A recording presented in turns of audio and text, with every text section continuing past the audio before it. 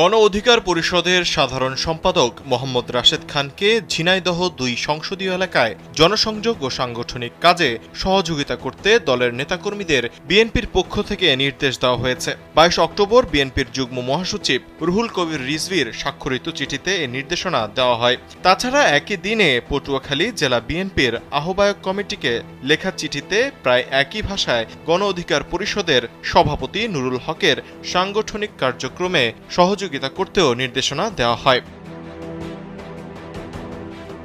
চিঠিটি সামাজিক যোগাযোগ মাধ্যমে আসার পর নেতাকর্মীদের মধ্যে ক্ষোভ তৈরি হয়েছে।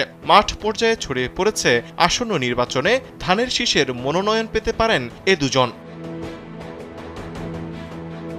ঝিনাইদহ বিএনপির নেতাকর্মীরা দাবি করছেন, তাদের ধারণা ছিল খারাপ সময়ে যারা দলের হাল ধরেছেন তারাই দল থেকে মনোনয়ন নিয়ে সংসদ সদস্য হবেন। তবে এ নিয়ে কোনো বিভ্রান্তি তৈরি হওয়ার কোনো সুযোগ নেই বলে জানিয়েছেন জেলা বিএনপির যুগ্ম সাধারণ সম্পাদক এম শাহজাহান আলী। তিনি বলেন, রাশেদ খানকে তার রাজনৈতিক কর্মসূচি পালনে সহযোগিতার জন্য কেন্দ্র থেকে নির্দেশনা দিয়ে চিঠি পাঠানো হয়েছে। এটি নির্বাচন বিষয়ক কোনো চিঠি নয়।